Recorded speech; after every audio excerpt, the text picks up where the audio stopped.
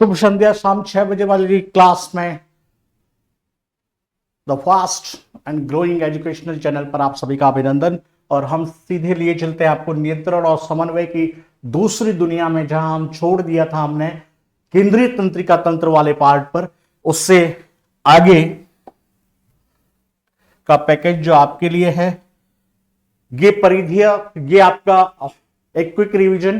केंद्रीय तंत्रिका, ये तंत्रिका तंत्र, केंद्रीय तंत्रिका तंत्र, परिधीय तंत्रिका तंत्र, मस्तिष्क और मेरु रज्जु। उधर हम ये स्वायत्त तंत्रिका तंत्र पढ़ेंगे उसमें, और इसमें फिर आएगा आपके अनुकंपी और परानुकंपी। तो मस्तिष्क और मेरु रज्जु से निकलने वाली तंत्रिकाओं का एक समूह जो केंद्रीय तंत्रिका तंत्र को तक पहुंचने और वहां से संदेश लाने का कार्य करता है। चूंकि ये बाह्य क्षेत्र में प्रभावी होता है, इसलिए इसको परिधीय तंत्रिका तंत्र कहते हैं। और ये दो चित्रों के माध्यम से इसको समझाया गया है कि ये पूरे शरीर में किस तरह से फैली हुई होती है। बढ़े हम आगे की तरफ। कायिक तंत्रिका तंत्र, यह उन कुछ क्रियाओं को संपादित करने में मदद करता है जो हमारी इच्छानुसार होता है, जिस पर हमारा नियंत्रण है। बाह्य उत्तेजना हो या उसकी प्रतिक्रिया हो, मांसपेशियों के कार्य संपादन का काम हो। ये 12 जोड़ी कपाल तंत्रिकाओं और 31 जोड़ी मेरु तंत्रिकाओं से मिलकर बना है। एसएससी से लेकर रेलवे तक के एग्जाम के अंदर ये एक मुख्य भाग होता है, जहां पर आपको इन कशिकाओं की संख्या विभेदित होकर पूछी जा सकती है। तो हो सकता है कि पीएससीपी इस पर फोकस करे, तो हम ज्यादा नहीं तो इतना तो इसका हमें ध्यान रखना ही रखना है। 31 जोड़ी मेरु तंत्रिकाओं में 8 जोड़ी वो है जो आपके ग्रीवा प्रदेश में है, जो गर्दन वाला भाग बनाता है। वक्षीय प्रदेश में जो सीने का हिस्सा होता है वो 12 जोड़ी होगी, और कटी प्रदेश जो कमर वाला चित्र है 5 जोड़ी होगा। सेक्रल, इसके अगला भाग जो है 5 जोड़ी, और लास्ट में ये कॉक्सियल के रूप में 1 जोड़ी मौजूद होता है कटी से नीचे, जहां अंत आपके पुच्छ हिस्से तक जाता है। तो ये विभेदन है 31 जोड़ी मेरु तंत्रिकाओं का, और बनी किससे होती है 12 जोड़ी। एक साधारण सवाल सीधा सीधा बनता है कि जो तंत्रिकाएं होती है वो कितनी जोड़ी कपाल तंत्रिकाओं और मेरु तंत्रिकाओं से मिलकर बनी होती है। तो ये दो आंकड़े हैं 12 और 31। 1, 2 और 3 में सारा काम हो रहा है। 1 के बाद 2 आएगा और इधर 3, वापस इसी को रिपीट कर दीजिए। तो ये आपका जादुई आंकड़ा है जो आपके काम का है। फिर बढ़ते हैं स्वायत्त तंत्रिका तंत्र की तरफ। तो ये उन क्रियाओं का संचालन करता है जो व्यक्ति की इच्छा से नहीं वरन स्वतः कार्य करते हैं। ऐसे कौन से वो भाग है शरीर के जो स्वतः कार्य करते हैं? हृदय और फेफड़ा में हमें कोई डाउट नहीं होना चाहिए। हार्ट पे हमारा कोई नियंत्रण नहीं है। एक्सीडेंटल केस है, डॉक्टर आपको बार बार समझाते हैं कि यदि आपने चिंता करी और आपकी हार्ट बीट बढ़ गई, आपका जो बीपी बढ़ गया, तो हम ऑपरेशन नहीं कर पाएंगे। लेकिन फिर भी वह हमारे नियंत्रण में नहीं रहता। बीपी का आंकड़ा बढ़ता चला जाता है क्योंकि वह हमारे नियंत्रण में बिल्कुल नहीं होता। फेफड़े के अंदर बहुत बड़ी क्रिया संपादित हो जाती है। रुधिर का छनन हो रहा है, डीऑक्सीजनेट से ऑक्सीजनित हो रहा है, लेकिन हमारा नियंत्रण नगण्य, कुछ भी नहीं। हम चाहकर हम ये कहते हैं कि देख 2 घंटे अब रुधिर को प्योर नहीं करना, या हम हमारे शरीर से खफा हो जाए, घर में झगड़ा हो जाए और हम ये कहें कि देखो अब मैं अपनी बॉडी में रुधिर को छनने ही नहीं दूंगा। ये नहीं हो सकता क्योंकि वो हमारे नियंत्रण में नहीं है। अंतःस्रावी ग्रंथियां, ये जो हार्मोन सिक्रेट करेगी, वो हमारे नियंत्रण में नहीं है। एक धावक तेज दौड़ रहा है, 100 मीटर की दौड़ का आखिरी हिस्सा है, और एड्रीनल हार्मोन से एड्रीनलिन हार्मोन निकलेगा, और ये निकलने के साथ ही उसके स्ट्रेप को बढ़ाता चला जाएगा। लेकिन ये उसके मनोनुकूल नहीं हो सकता कि मैं जब इस 100 मीटर का एक अंतिम हिस्सा 10 मिनट पहले तो सिक्रेट हो जाना या 15 मिनट पहले सिक्रेट हो जाना, ऐसा कोई काम हम नहीं कर सकते। वो तो आपकी परिस्थितियों के अकॉर्डिंग आपकी बॉडी स्टिमुलेट करेगी, उसको प्रेरित करेगी, और वो अपने आप ही सिक्रेशन हो जाएगा। आप भ्राक्रांत है,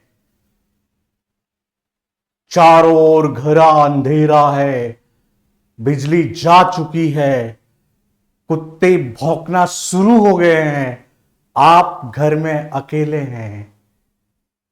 ये जो परिस्थितियां आएगी वहां संकटकालीन हार्मोन आपके लिए सीक्रेट होगा, और वही बात कि वो आपके नियंत्रण में नहीं होगा। यह तंत्र तंत्रिका के समूहों की एक श्रृंखला होती है और आंतरिक अंगों के तंत्रिका तंतु से जुड़े रहते हैं। स्वायत्त तंत्रिका के वापस दो भाग हैं, अनुकंपी और परानुकंपी। अनुकंपी परानुकंपी एक दूसरे के हमेशा विपरीत, ध्यान रखना। जो अनुकंपी का काम होगा उसके जस्ट उलट परानुकंपी का काम होगा। अगर अनुकंपी आपकी पुतलियों को प्रसरित कर रही है तो परानुकंपी उसे कॉन्ट्रैक्टाइल करेगी, संकुचित करेगी। ये अनुकंपी ये इनहाइबिट्स कर रही है फ्लो ऑफ सलाइवा को, तो ये क्या करेगी, स्टिमुलेट करेगी। पैरासिम्पैथेटिक जो है परानुकंपी तंत्रिकाएं उसको प्रेरित करेगी कि लार प्रेरण होना चाहिए। जस्ट उल्टा काम उसका हो जाता है। परानुकंपी और अनुकंपी। अनुकंपी तंत्रिकाओं का काम क्या है वो समझिएगा। यह तंत्र व्यक्ति में सतर्कता और उत्तेजना को नियंत्रित करता है। आप जितनी सजगता दिखाते हैं, कोई व्यक्ति जितना सजग होगा वो उसको दिखाता है, या उसमें आने वाली उत्तेजना। ये आपातकालीन परिस्थितियों में अतिरिक्त ऊर्जा भी देगा। हृदय गति का तेज होना, श्वास का बढ़ना, ये सब अनुकंपी के द्वारा संपादित होती हैं। और हृदय की धड़कन, आंसू, ग्रंथियों के स्रावन, एड्रिनल ग्रंथि के स्रावन, इंसुलिन के स्रावन को बढ़ाता है। अभी जो 2 मिनट पहले मैं आपको एग्जांपल दे रहा था, संकटकालीन हार्मोन संकट परिस्थितियों में आपके साथ है, या हम बता रहे थे आपको कि आप धावन के अंतिम काल में है, तो वो भी इससे नियंत्रित है। आंसुओं की बड़ी जबरदस्त कहानी है। आप दोषी नहीं है और धड़ाधड़ आप पे आरोप प्रत्यारोप लगते चले जाए और एक समूह द्वारा आपको अपराधी घोषित कर दिया जाता है, तो यदि आप महिला हैं तो धड़ाधड़ वहां पे रोना शुरू करेंगी, क्योंकि आपकी असुर ग्रंथियां बड़ी तेजी से सक्रिय हैं। और यदि पुरुष हैं और ऐसी गंभीर परिस्थितियों में फंस गए हैं, तब फिर क्या होंगे, आपके आंसू निकलेंगे और आंख के जो पास ये किन नाक से जुड़ा हुआ कोना होता है उस कॉर्नर में आकर इकट्ठे हैं। ओवर होने के बाद वो भी फैलना शुरू होंगे, बाहर श्रवण होना शुरू हो जाएंगे, अन्यथा तब तक वहां पर रुके रहेंगे। तो जो भी ये अनुकंपी है सिंपैथेटिक में, आप देख सकते हैं पुपिल के साथ, सलाइवा के साथ, ये हार्ट बीट को एक्सीलरेट कर रहा है, इनहाबिट कर रहा है पैरास्टेटलिस एंड सिक्रीशन को। ये जो वहां पर क्रिया हो रही है आमाशय के अंदर, आप ग्रशिका में एक क्रमाकुंचन गति होती है। Conversion of glycogen of glucose, ये बड़ा इंपॉर्टेंट पार्ट है, वो याद रखिएगा, क्योंकि अनुकंपी जो है वो ग्लाइकोजन से ग्लूकोज का कन्वर्जन होने में महत्वपूर्ण भाग अदा करता है, रोल अदा करता है। और ये क्या है वो बता दें आपको कि ग्लूकोज का हमारे शरीर में उपयोग होने के बाद जो अतिरिक्त ग्लूकोज है वो ग्लाइकोजन के रूप में सुरक्षित होता है। जब भी शरीर को जरूरत होती है ये ग्लाइकोजन पुनः ग्लूकोज के रूप में कन्वर्ट कर दिया जाता है, और ये क्रिया सामान्य रूप से संचालित होती है, तो ये लेवल बने रहते हैं। अगर इसमें कोई डिसऑर्डर आ जाता है तो वही मधुमेह या डायबिटीज का कारण बन जाता है। Secretion of adrenaline and nor adrenaline hormones को ये संकटकालीन हार्मोन माना गया है, एड्रीनलिन हार्मोन को। और एड्रीनलिन से एक बड़ा जादू है। एड्रीनलिन से एक सवाल लेकर आऊंगा और आपसे ये दावा है कि आप वहां गलतियां करेंगे, इसलिए इसको बड़ी गंभीरता से पढ़ना। और अगर वो गलती आपसे नहीं हुई तो यकीन मानिए आपके साइंस बड़ी अच्छी जा रही है। ब्लेडर संकुचन पे भी इसका रोल होगा। फिर आता है आपके परानुकंपी। परानुकंपी जो तंत्रिका तंत्र है ये शारीरिक ऊर्जा का संचयन में विश्रामावस्था में एक क्रियाशील होकर ऊर्जा संचयन प्रारंभ कर देता है। आंख की पुतली को सिकुड़ने के लिए उत्तरदायी परानुकंपी तंत्रिका तंत्र और हृदय की धड़कन, आंसू, ग्रंथियों के स्रावन, एड्रिनल के स्रावन, इंसुलिन के स्रावन को ये इनहाइबिट करेगा, क्योंकि वो प्रेरित कर रहा था। अपन ने शुरू में ही एक लाइन बोल दी कि परानुकंपी और अनुकंपी तंत्रिकाओं का काम ठीक विपरीत होगा। तो अनुकंपी में हम इन्हीं को पढ़ रहे थे कि उनका श्रावण प्रेरित करता है, स्टिमुलेट करता है। तो परानुकंपी जो है इनको इनहाइबिट करेगा, ये याद रखिएगा। अनुकंपी तंत्रिका तंत्र आपातकाल तथा तनाव की स्थितियों में कार्य करता है, जबकि परानुकंपी शांति और विश्राम की स्थितियों में काम करेगा। यह भी एक डिस्ट्रीब्यूशन का आधार है, तो हमें पता होना चाहिए। फिर एक आता है आपका ईईजी। हमने खूब नाम सुना ईसीजी का, इलेक्ट्रोकार्डियोग्राफ और कार्डियोग्राम बोलते हैं उस प्रक्रिया को। यह आया है आपका ईईजी, और ईईजी को दिया बर्गर। पहले तो अपन इसी को समझ लें। देखो, आपके कोई फ्रेंड हो सकते हैं जिनको एक ज्यादा पसंद है, लेकिन आप चूंकि नॉन वेजिटेरियन नहीं है, तो फिर आपके पास एक ऑप्शन बर्गर आ सकता है। आप बर्गर पसंद करते हैं, वो एग पसंद करता है। एग को अपन ईजीजी लिखे, ईईजी लिखेंगे ताकि अपना काम पता चल गया। अपना उद्देश्य यह है कि ईईजी का पद आपको जो बताने वाले वैज्ञानिक थे वो कौन थे, तो बर्गर। आपका एक अच्छा क्वेश्चन यहीं से हो जाता है। फिर आता है कि ये मस्तिष्क के विभिन्न भागों की विद्युतीय सक्रियता की रिकॉर्डिंग है। अब ध्यान रखना, ये यहां पर बड़ा डिस्ट्रीब्यूटिंग लाइन है। यहीं से सवाल का सही होना और गलत होना तय हो सकता है। मस्तिष्क के विभिन्न भागों की विद्युतीय सक्रियता की रिकॉर्डिंग है, और इसमें 4 तरंगें होती हैं, अल्फा, बीटा, थीटा और डेल्टा। तो अल्फा क्या करेगी, ये मस्तिष्क का विश्राम दर्शाएगी। बीटा तनाव को, थीटा दबाव या निराशा को, और डेल्टा ये सोते समय आती है, और ये मस्तिष्क की चोट या विकार को दर्शाती है। ईईजी में मस्तिष्क के चोट को दर्शाने का संकेत मिलता है किस तरंगों से, डेल्टा तरंगों से। फिर एक ब्रीफ आपका importance of human nervous system, मानव तंत्रिका तंत्र का महत्व क्या है। यह बड़ा समन्वयक है, समन्वय करता है सोच विचार कार्य का। शरीर का कोई भी अंग तंत्रिका तंत्र से प्रभावित होता है तो यह विद्युत की तरंगों के रूप में मस्तिष्क को संदेश भेजेगा। हम देख चुके हैं मस्तिष्क और मेरुरज्जु वाले भाग में प्रतिवृत्ति क्रिया जहां हमने कहा था, और संदेश का विश्लेषण होगा, और मस्तिष्क मोटर नसों के माध्यम से फिर संदेश देगा। ये सारी बातों में सम्मिलित एक क्रिया है, वो है आपकी प्रतिवृत्ति क्रिया। और प्रतिवृत्ति क्रिया के जरिए यह दिखाया जाता है कि किस तरह से संवेदनाओं को ग्रहण कर तत्काल एक व्यवस्था की जाती है। मोटर जो आपकी नर्व है वो आकर कार्य को संपादित करेगी, और ये कोऑर्डिनेशन आपके मेरुरज्जु द्वारा होगा। और लेकिन उसका जो कंट्रोल है, कोऑर्डिनेशन वहां से है, कंट्रोल ब्रेन से है। ये आपका नियंत्रण समन्वय का पार्ट 2 के अंदर हम आ चुके हैं, हम अंतःस्रावी ग्रंथियों में। अब यहां काफी बार पढ़ चुके हैं, लेकिन फिर भी एक फाइनल रिवीजन देखिएगा। पहले तो ग्रंथि या ग्रंथियां, तो कोशिका की अनियमित वृद्धि, ये याद रखिएगा, कोशिका की अनियमित वृद्धि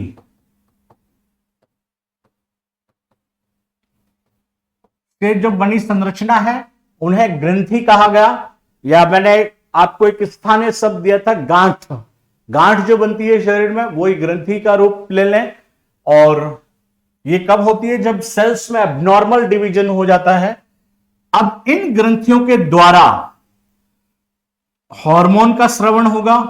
वैसे ये एंजाइम्स को भी स्रावित करती है, एंजाइम्स को भी स्रावित करेगी, और एक विशिष्ट प्रकार का रसायन होता है जिसे हार्मोन कहते हैं, हार्मोन का भी स्रावन करेगी। अब हार्मोन का स्रावन करने के बाद इसका लक्षित अंग तक परिवहन दो माध्यमों से होता है। वो इस तरीके से होगा, एक के लिए रक्त वाहिनियां पाई जाएगी और एक के लिए ये जो रक्त वाहिनियां हैं नहीं होगी और सीधे रुधिर कोटर में,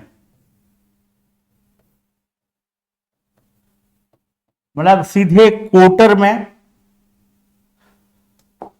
रक्त गुहा या कोटर में इसको एक्सक्रीट किया जाएगा और ये रक्त में मिल जाएगी, उसके साथ ही इसका परिसंचरण हो जाता है। समझिएगा, शरीर की ग्रंथि है, उससे एंजाइम या हार्मोन स्रावित हो रहा है, ये लक्षित अंग तक जाएंगे, इसके लिए एक नली है और इसको बहिस्रावी और अंतःस्रावी भागों में बांटा जाता है। जिसके लिए रहित रक्त वाहिनियां हैं इसे बहिस्रावी ग्रंथियां कहा जाता है और इनको अंतःस्रावी ग्रंथियां कहा जाता है। यानी ये तो हुई आपकी एक्सोक्राइन और ये हो गई आपकी एंडोक्राइन ग्लैंड्स।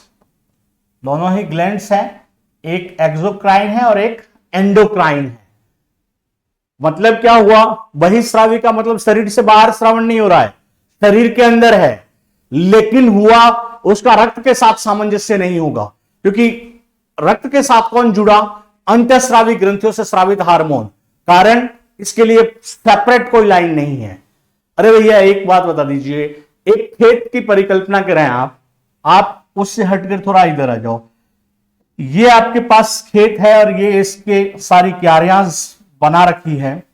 आप या तो इस हर एक में पाइपलाइन बिछा दो और उसके जरिए पानी, एक मेन पाइप यहां रहेगी, इसके जरिए पानी भेज सकते हैं, या फिर पानी को डायरेक्ट छोड़ दो तो वो बहते बहते बहते बहते सारी क्यारियों को जैसे आपने अरेंज किया है वो उसमें पानी पूर्ति कर देगा। तो डायरेक्ट अगर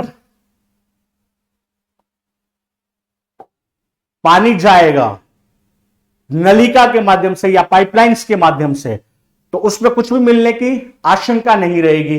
और अगर आपने खुला छोड़ दिया तो फिर आपके खेत में कुछ और भी बहाव आया तो उसके साथ वो मिलेगा ही मिलेगा।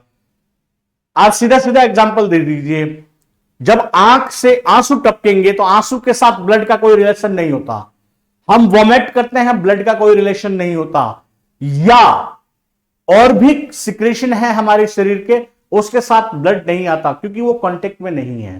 कांटेक्ट में नहीं होने के कारण कि उसके पास खुद की नलियां है उनके परिवहन को संपादित करने के लिए। तो जब परिवहन के संपादित करने के लिए नलियां हैं तो उसको कहा गया बहिस्रावी, यानी बाहर से बाहर, अंदर उसका कोई रोल ही नहीं है। और इनके पास वो नहीं है तो ये अंतःस्रावी ग्रंथियां कहला गई।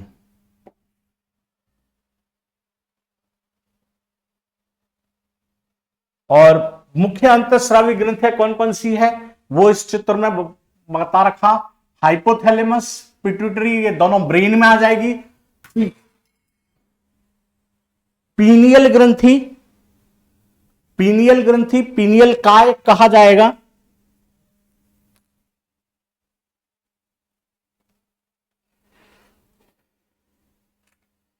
पीनियल ग्रंथि की अवस्थी, ये एक अच्छा भाग है। थाइमस, ओवेरी, टेस्टिस, हाइपोथैलेमस, इसके लिए हिंदी टर्म आप पीयूष ग्रंथि।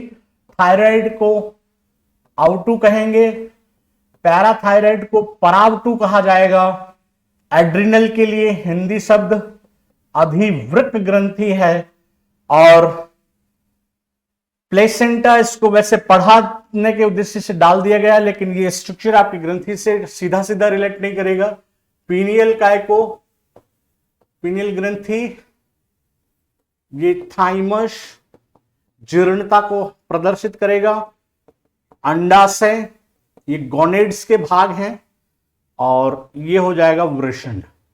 इनके द्वारा स्रावित हार्मोन जो है बड़े महत्वपूर्ण है, और इसमें आ जाएंगे आपके साथ एंडोक्राइन ग्लैंड डक्टलेस होगी, सिक्रेट हार्मोन ये हो गया। हमेशा याद रखिएगा बहिस्रावी ग्रंथि जो है एंजाइम्स का भी स्रवण कर, और ऐसी बहिस्रावी ग्रंथि जो एंजाइम्स को भी स्रवित करती है और उसमें एंडोक्राइन का भी गुण पाया जाता है, तो उसको मिश्रित ग्रंथि के रूप में पढ़ते हैं। और हमारे बीच एक मिश्रित ग्रंथि भी है, वो भी हम पढ़ेंगे। पहले आ जाइए आप पिट्यूटरी ग्लैंड्स पे। पिट्यूटरी ग्लैंड्स जो होगी वो आपकी पीयूष ग्रंथि है, और इसके द्वारा हार्मोन जो स्रवित हो रहा है वो पिट्यूटरीन हार्मोन है। पिट्यूटरीन हार्मोन होगा पीयूष ग्रंथि के द्वारा। यहां हेडिंग डाल दूं मैं आपके, ये ग्रंथि है और यहां जो लिखूंगा वो हार्मोन होगा। अब इसके अलावा पीयूष ग्रंथि अन्य सभी ग्रंथियों पर एक नियंत्रणकारी रोल भी अदा करता है, इसलिए इसको मास्टर ग्रंथि के नाम से भी जाना जाता है।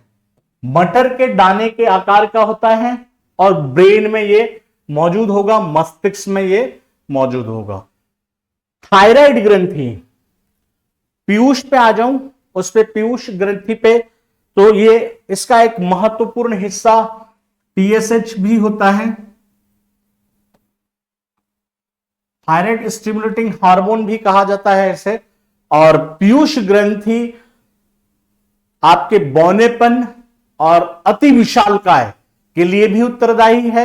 ये चयापचय क्रियाओं को अप्रत्यक्ष रूप से प्रभावित करता है, तो बहुत सारी अन्य क्रियाओं में भी इसका रोल है, इसलिए जैविक रूप से यह ग्रंथि हमारे लिए बहुत महत्वपूर्ण है और उसको मास्टर ग्लैंड कहा भी जाता है। पहले आया नहीं था हाइपोथैलेमस, इसे पढ़ते थे हम मस्तिष्क के भाग के रूप में, लेकिन पता चला कि ये भी अंतःस्रावी ग्रंथि है, तो ये वृद्धिकारी हार्मोन्स को स्रावित करेगा। इसके अलावा इसको एक नाम दिया गया master of master glands, master of master ग्रंथि, या किसी भी बैंड का बैंड मास्टर इसे कहा गया, क्योंकि इस ग्रंथि का रोल पीयूष ग्रंथि द्वारा जो नियंत्रणकारी है उस पर भी नियंत्रक है। यानी हाइपोथैलेमस अप्रत्यक्ष रूप से आप कह सकते हैं संपूर्ण ये जो अंतःस्रावी ग्रंथि है इस पर एक नियंत्रणकारी ग्रंथि का रोल अदा करता है, इसलिए ये मास्टर ऑफ मास्टर ग्लैंड हो गया है। थायराइड की जो पोजीशन होती है ना, वो आपके ये ट्रेकिया वाली जो हिस्सा है उस ट्रेकिया के साथ इस तरह से ये जुड़ा होगा, वो थायराइड ग्रंथि होगा। और उपपचिक में महत्वपूर्ण भूमिका है इसकी। थायराइड से जुड़े फिर ये विशिष्ट तरह की एक संरचना इसके साथ और ऐड होती है जिसको पैराथायराइड पराव 2 कहा जाता है। आप इसको बड़े गौर से समझना, ये क्या श्वसन नली या ट्रेकिया। पहला सवाल तो ये कि थायराइड ग्रंथि की उपस्थिति कहां रहेगी, इसके ऊपर। दूसरा सवाल ये कि ये दोनों तरफ पाई जाएगी। फिर इसके जरिए जो स्रावित हार्मोन है वो क्या है, थायरॉक्सिन हार्मोन है। काम क्या है, उपापचय क्रियाओं पे इसका नियंत्रण होता है। इसके अलावा ये कुछ ऐसे स्टिमुलेट करती है कि आपके शरीर, आपका वजन अनियंत्रित रूप से बढ़ता चला जाता है। और आजकल थायराइड की ये समस्या थोड़ी ज्यादा ही बढ़ गई है। इसके अलावा इसका जो मुख्य रोल होता है वो उससे बचने का एक आसान रूट। थायराइड को जोड़ा गया है आपके आयोडीन से। यदि आप आयोडीन का सेवन करते हैं तो इसकी बहुत सारी गंभीर समस्याओं से मुक्त रह सकते हैं, और यदि इसकी कमी रही तो फिर आपके एक परेशानी ग्वाइटर या घेंघा रोग से आप ग्रसित हो सकते हैं। फिर आता है पैराथायराइड। पैराथायराइड से ये पैराथॉर्मोन जो कंट्रोल करेगा आपके कैल्शियम। पैराथायराइड किसको सिक्रेट करेगा? पैराथार्मोन को। और मुख्य रोल किसके लिए अदा करेगा? कैल्शियम की। और कैल्शियम की हमारे शरीर में वैसे बहुत जरूरत होती है, खासकर जब प्रारंभिक अवस्था में मजबूती, अस्थि की तरफ से मजबूती की जरूरत होगी, तब ये बहुत ज्यादा बैलेंस करने में काम आता है। और पैराथायराइड से पैराथॉर्मोन, पैराथायराइड की स्थिति कहां है वो आपने देख ली। फिर आता है एड्रिनल, जिसके द्वारा स्रावित होगा एड्रिनलिन। वादा करता हूं इस सिर्फ बने सवाल में ऐसी गलती कर बैठेंगे जो अप्रत्याशित होगी। ये बॉडी को इमरजेंसी के लिए तैयार रखती है, और इस बॉडी जब इमरजेंसी के लिए तैयार होगा तब इसकी स्थिति जो होगी वो 3F या फिर 4S की होगी। ये इसके एक्स्ट्रा ऑर्डिनरी आपके नाम दे रखे हैं। इसको जो एड्रिनल है तो 3F से भी डिनोट करते हैं। एक आता है FRGH फ्राइट, एक आता है आपके फियर, और एक आता है फाइट। और ये फिर कालांतर में 4F का रूप में भी आ चुका, फ्लाइट के नाम से भी एक इसको ऐड कर दिया गया था। फ्लाइट, फ्राइट, फाइट और फियर, हालांकि ये दोनों समकक्ष होंगे। लड़ना और उड़ना, flight and fight and flight, ये दो शब्द मुख्य थे। फिर दो और ऐड कर दिए गए, जिसमें आपका फ्राइट डाल गया, ये अचानक से सहम सा जाना या एक सदमा ग्रसितता बताती है, और फियर जो है वो भय को निरूपित करता है।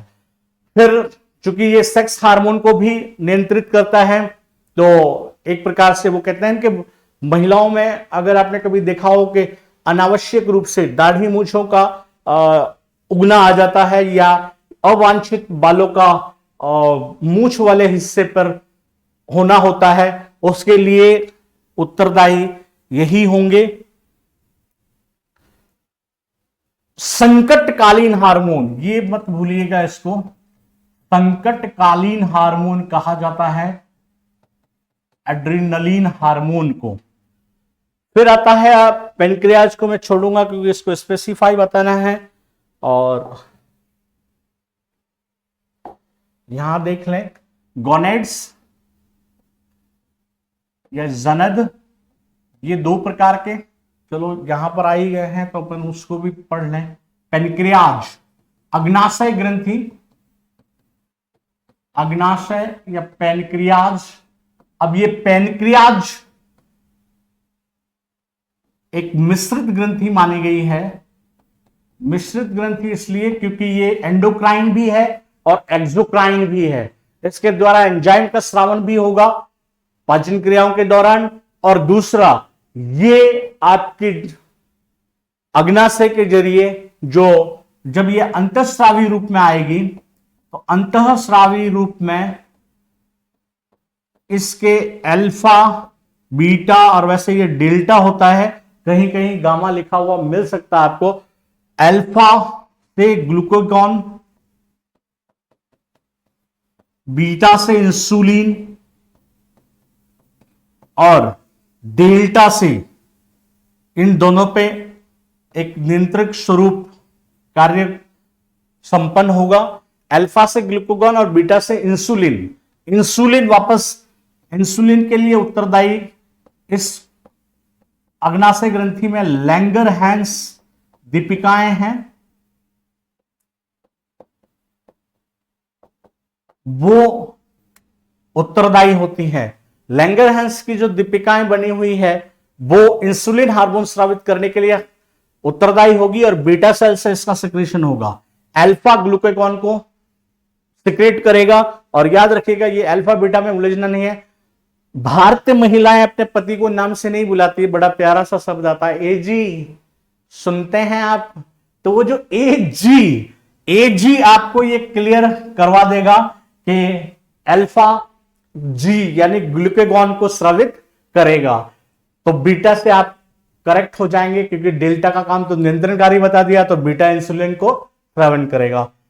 रोल क्या होता है? जैसे ही हम ग्लूकोज लेते हैं इसका सिंथेसाइज होता है, इसका संश्लेषण होगा, बचा हुआ ग्लूकागॉन के रूप में चला जाएगा। फिर हमारे शरीर को आपात परिस्थितियों में जब जरूरत होगी तो ग्लूकागॉन वापस कन्वर्ट होकर ग्लूकोज बन जाएगा। लेकिन इंसुलिन ने काम करना बंद कर दिया तो एक ग्लूकोज आप बाहर से भी लेंगे और एक ग्लाइकोजन कन्वर्ट होकर ग्लूकोज भी देगा, क्योंकि आपकी बॉडी को नीड है, उसे नहीं पता कि वहां से आ रहा है और संश्लेषण बंद हो चुका है।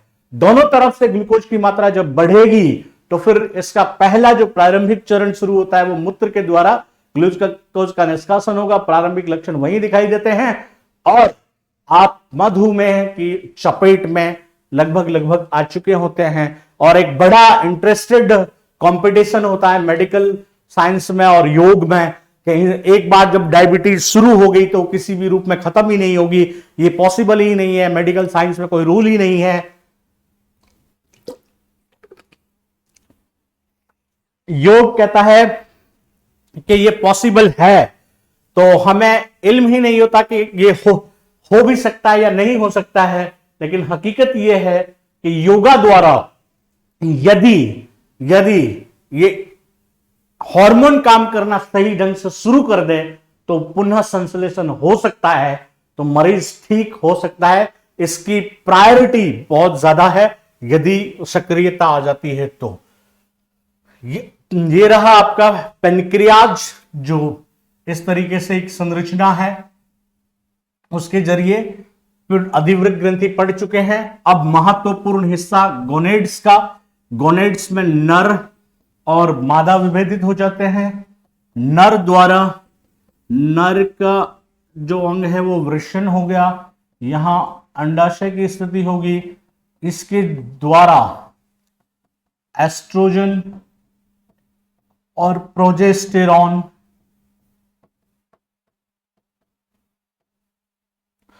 यहां पर टेस्टोस्टेरॉन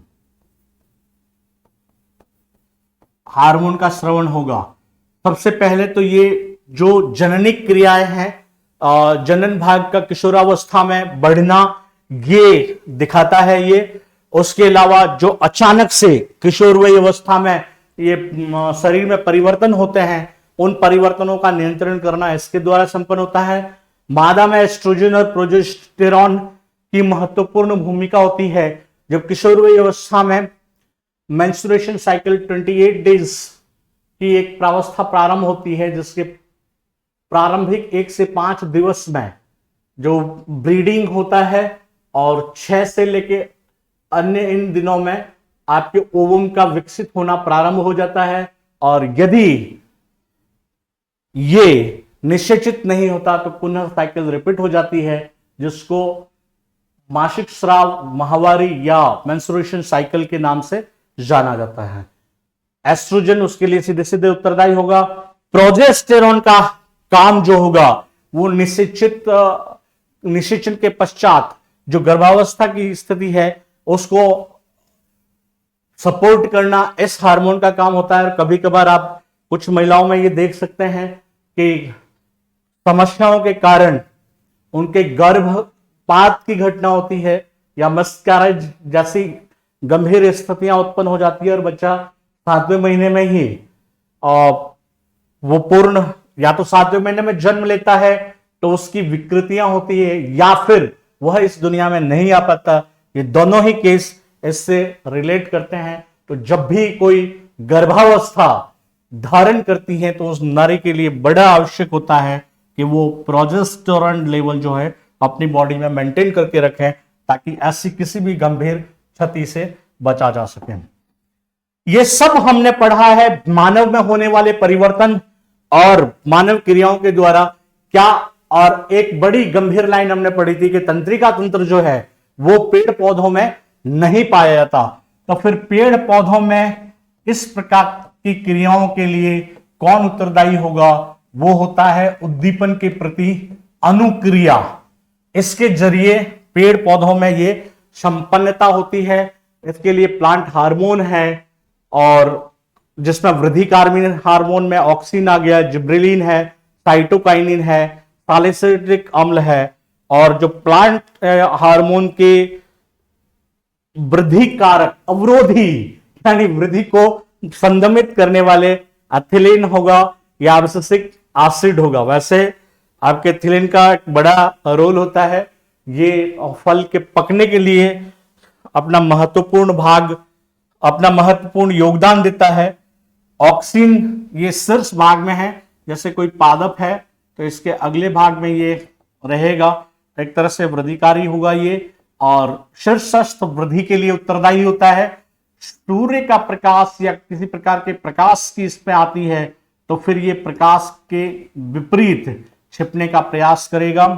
ये ऑक्सिन का कैरेक्टर है। जिब्रेलिन कोशिकाओं को बढ़ाएगा, कोशिका विभेदन बढ़ाता है, और एक तरह से ये वृद्धि के लिए, तने में वृद्धि के लिए जिब्रेलिन जो है वो तने में वृद्धि के लिए, और ये एपिकल यानी टिप पे वृद्धि के लिए उत्तरदायी है। साइटोकाइनिन में बहुत ज्यादा सेल डिवीजन होगी, और ये खासकर उन हिस्सों में जो फल और बीज जहां ज्यादा से ज्यादा डेवलपमेंट होता है, या ज्यादा से ज्यादा आप कह सकते हैं डिविडेशन होगा, मल्टीप्लिकेशन होगा, वहां पर पाए जाएंगे। तो विभेदन जहां ज्यादा होगा वहां होंगे, तो बीज और फल इसके लिए मुख्य जगह होती है जहां इनकी उपस्थिति होगी। एब्सिसिक जो है वो संदमनकारी है, ये पत्तियों को रोकेगा। इसके अलावा indication of birds and seeds का इंडिकेट करेगा। ये एथिलीन एक तरह से फ्रूट राइपनिंग को बढ़ावा देता है। इस हिस्से में ये बताया कुछ अनुवर्त क्रियाएं बताई गई है, जैसे तंत्रिका तंत्र द्वारा होती है, ठीक वैसी क्रियाएं इसमें पादपों में दी गई है कि पादपों में ये क्रियाएं होंगी कैसे। जैसे हम मानव शरीर में वैद्युत आवेग का संचरण होता था, ठीक वैसे ही पादप में भी होता है, वैद्युत संचलन होता है, लेकिन ये अनुवर्ती होगा, प्रकाश के अनुवर्ती हो सकता है, रसायन के अनुवर्ती हो सकता है। तो एक चित्र आप देख रहे हैं, ये एक पुष्प की स्थिति है, उसकी ये वर्तिकाग्र है, वर्तिकाग्र पर पॉलन ग्रेन। एक बड़ी बात बतानी थी कि इस हिस्से में हम आपको स्वयंवर बताएंगे पेड़ पौधे का। ये पुष्प के ऊपर पॉलन ग्रेन्स गिरे, और पॉलन ग्रेन्स में एक विशेषता होती है कि यदि ये फिर पॉलन ट्यूब बनाती है, पराग नली बनाती है, और आगे जाके ये निषेचन के लिए उत्तरदायी होती है। ऐसे किसी क्वेश्चन आर में इसको फिर से डिटेल में समझेंगे। अभी आप केवल इतना समझिए कि वो जो पराग नली बनेगी, यदि वर्तिकाग्र चाहेगी तभी बनेगी, और जबरदस्ती इसने पराग नली का निर्माण शुरू कर दिया तो आगे जाकर उसका संदमन हो जाएगा और वो पराग नली वहीं रुक जाएगी। मतलब ये कहना बड़ी मूर्खता है कि भारतीय समाज में नारी को कभी तवज्जो नहीं दी गई। तवज्जो तो इतनी दी गई है कि पेड़ पौधे में भी स्वयंवर था, आप देख सकते हैं इसको। तो ये रसायनवर्ती गति है, क्योंकि रसायन के अकॉर्डिंग होगा, जो वहां पे रसायन मौजूद होंगे। दूसरा रूट ग्रोथ, ये वृद्धि में बीजांकुरण होने के साथ प्रोरोह ऊपर बढ़ेगी, जड़ नीचे जाएगी। वो ऑक्सिन वाले उदाहरण में बता दिया था। ये ऑक्सिन के सामने लाइट पड़ेगी तो एक तरह से मुड़ेगा और ऑक्सिन छिपेगा, और जड़ इसके जस्ट विपरीत प्रतिक्रिया करेगी। ये भी इससे रिलेट करेंगे। ये सब क्या है? वो पादपों में समन्वय, हेडिंग में है ये। और मैकेनिज्म ऑफ फोटोट्रॉपिज्म, ये बड़ा क्लियर कट डायग्राम बता रहा है आपको कि लाइट पड़ी, ऑक्सिन, जैसे ही लाइट पड़ी ऑक्सिन इस टिप पे था, वो डाउनवर्ड बढ़ना शुरू किया और वो थोड़ी साइड बनाता है, फिर इस आकृति को ये झुका देता है। तो वो कहते हैं कि प्रकाश की तरफ जैसे आप सूरजमुखी में देखते हैं कि सूरजमुखी का पादप जिस तरफ सूर्य जाता है उसी तरफ जाता है, उस स्थिति को ये देख लीजिए, क्योंकि ऑक्सीजन वहां से हट गया है और ऑक्सीजन विपरीतकारी गति दे रहा है ताकि उसकी तरफ वो प्रकाश नहीं हो, तो वो प्लांट को झुका देता है और इसी समय जड़ इसके विपरीत वृद्धि करेगा। तो ये सब, इसके अलावा एक बहुत बड़ा उदाहरण वो है छुई मुई पादप का। आप छुई मुई की पत्तियों को जैसे छूते हैं तो वो सिकुड़ना प्रारंभ करती है। ये क्या है? उद्दीपन के प्रति अनुक्रिया है, वो भी एक आवेगीय घटना है।